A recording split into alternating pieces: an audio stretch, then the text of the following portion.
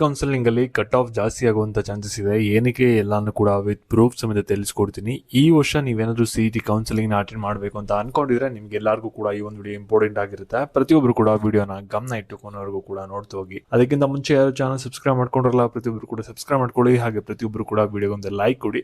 ಇವಾಗ ನಾವು ಡೈರೆಕ್ಟ್ ಆಗಿ ವಿಡಿಯೋ ಬಗ್ಗೆ ಬರೋಣ. ಅದಕ್ಕಿಂತ ಮುಂಚೆ ಒಂದು ಇಂಪಾರ್ಟೆಂಟ್ ವಿಷಯ, ಇಲ್ಲಿ CET ಕೌನ್ಸಿಲಿಂಗ್ ಸ್ಟಾರ್ಟ್ ಆಗೋಕ್ಕಿಂತ ಮುಂಚೆ ನಿಮ್ಗೆ ಯಾವೊಂದು ಕಾಲೇಜ್ ಸಿಗುತ್ತೆ ಕೌನ್ಸಿಲಿಂಗ್ ಅಲ್ಲಿ ಏನೋ ತಿಳ್ಕೊಬೇಕಂದ್ರೆ ಇಲ್ಲಿ ಫ್ರೀ ಆಗಿ ಒಂದು ಕಾಲೇಜ್ ಪೀರಿಯಡ್ ಇದೆ. ಜಸ್ಟ್ ನಿಮ್ಮ CET ರ್ಯಾಂಕಿಂಗ್ ಹಾಕಿ ಕ್ಯಾಟಗರಿನ ಸೆಲೆಕ್ಟ್ ಮಾಡ್ಕೊಂಡು ಸಬ್ಮಿಟ್ ಅಂತ ಕೊಡಿ. ಅಪ್ರೋಕ್ಸ್ ಆಗಿ ನಿಮಗೆ ಯಾವೊಂದು ಕಾಲೇಜ್ ಸಿಗ್ಬೋದು ಕೌನ್ಸಿಲಿಂಗ್ ಅಲ್ಲಿ ಅಂತ ಪ್ರಿಡಕ್ಟ್ ಮಾಡಿ ತೋರಿಸುತ್ತೆ. ಕಂಪ್ಲೀಟ್ಲಿ ಫ್ರೀ ಇರುತ್ತೆ. ಲಿಂಕ್ ಡಿಸ್ಕ್ರಿಪ್ಷನ್ ಬಾಕ್ಸ್ ಹಾಗೂ ಕಮೆಂಟ್ ಇರುತ್ತೆ. ಒಂದ್ಸಲ ಕ್ಲಿಕ್ ಮಾಡಿ ಚೆಕ್ ಮಾಡಿ, ನಿಮ್ಗೆ ಹೆಲ್ಪ್ ಆಗ್ಬೋದು. ಇವಾಗ ನಾವು ಬ್ಯಾಕ್ ವಿಡಿಯೋ ಬಗ್ಗೆ ಬರೋಣ. ಈಗ ಪ್ರತಿಯೊಬ್ಬರು ಕೂಡ ವಿಡಿಯೋನ ಗಮನ ಇಟ್ಟು ಕೊನೆವರೆಗೂ ಕೂಡ ನೋಡ್ತಾ ಹೋಗಿ. ಇವಾಗ ಯಾರು ಕೂಡ ವಿಡಿಯೋನ ಮಧ್ಯ ಸ್ಕಿಪ್ ಮಾಡಕ್ ಹೋಗ್ಬಿಡಿ. ಇಲ್ಲಿ ನೋಡಿ KE ಏನ್ ಮಾಡಿದಾರೆ ಅಂದ್ರೆ ಒಂದು ಪ್ರೆಸ್ ನೋಟ್ ನ ರಿಲೀಸ್ ಮಾಡಿದ್ರೆ ಇದು ಕಂಪ್ಲೀಟ್ ಆಗಿ 3 year ಅನಾಲಿಸಿಸ್ ನ ಕೊಟ್ಟಿದ್ದಾರೆ. ಎಷ್ಟು ಜನ ಎಕ್ಸಾಮ್ಗೆ ಅಪಿಯರ್ ಆಗಿದ್ರು, ಎಷ್ಟು ಜನ ಕ್ವಾಲಿಫೈ ಆಗಿದ್ದಾರೆ, ಒಂದು ಕಾಂಪಿಟೇಷನ್ ಇದೆ ಇಯರ್ ಟು ಇಯರ್ ಅನ್ನೋದನ್ನ ಕೊಟ್ಟಿದ್ದಾರೆ. ಇದನ್ನ ನೀವು ಕರೆಕ್ಟ್ ಆಗಿ ಅನಲೈಸ್ ಮಾಡ್ತು ಅಂದ್ರೆ ಈ ವರ್ಷ ಏನಾಗ್ಬೋದು ಕಟ್ ಆಫ್ ಅನ್ನೋದು ನಿಮ್ಗೆ ಈಸಿಯಾಗಿ ಗೊತ್ತಾಗುತ್ತೆ. ಓಕೆನಾ. ಇಲ್ಲಿ ಫಾರ್ ಎಕ್ಸಾಂಪಲ್ ನಾವು ಒಂದು ಡಾಟಾನ ನೋಡೋಣ. ಇವಾಗ ಎಷ್ಟು ಜನ ಸ್ಟೂಡೆಂಟ್ಸ್ಗಳು ಎಕ್ಸಾಮ್ಗೆ ಅಪಿಯರ್ ಆಗಿದ್ರು ಅನ್ನೋದು. ಓಕೆ, ನಾನು ಇಲ್ಲಿ PCM, PCB, PCMB ಇದನ್ನ ಸಪ್ರೇಟ್ ಆಗಿ ನೋಡಕ್ ಹೋಗಲ್ಲ, ಎಲ್ಲಾನು ಕೂಡ ಒಟ್ಟಿಗೆನೆ ಆವರೇಜ್ ನೋಡ್ತೀನಿ. ಓಕೆನಾ.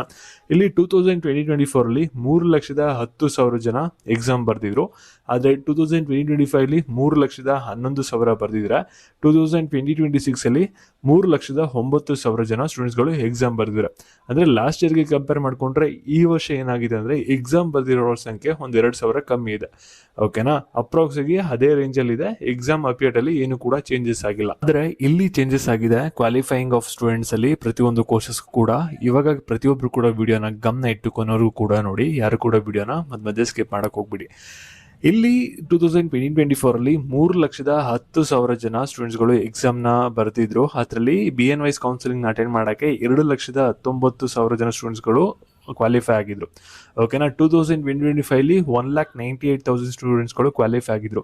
ಆದರೆ ಈ ವರ್ಷ ಏನಾಗಿದೆ ಅಂದರೆ 2,12,000 ಸ್ಟೂಡೆಂಟ್ಸ್ಗಳಷ್ಟು ಕ್ವಾಲಿಫೈನ ಆಗಿದ್ದಾರೆ.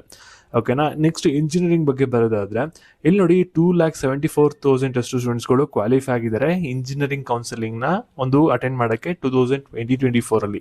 2025 ಅಲ್ಲಿ 2,62,000 ಅಷ್ಟು ಸ್ಟೂಡೆಂಟ್ಸ್ಗಳು ಕ್ವಾಲಿಫೈ ಆಗಿದ್ದಾರೆ ಇಂಜಿನಿಯರಿಂಗ್ ಕೌನ್ಸಿಲಿಂಗ್ನ ಅಟೆಂಡ್ ಮಾಡೋಕ್ಕೆ. ಇವಾಗ 2026 ಅಲ್ಲಿ ಏನಾಗಿದೆ ಅಂದರೆ ಇದು ಇನ್ಕ್ರೀಸ್ ಆಗಿದೆ.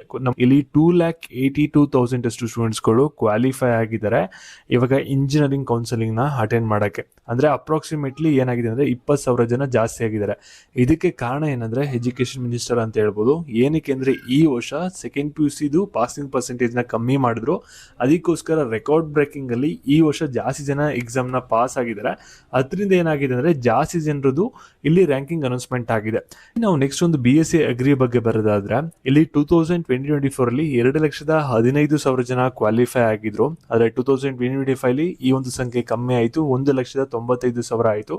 ಆದ್ರೆ ಈ ಅಲ್ಲಿ ಮತ್ತೆ ಇನ್ಕ್ರೀಸ್ ಆಗಿದೆ, 2,09,000 ಆಗಿದೆ.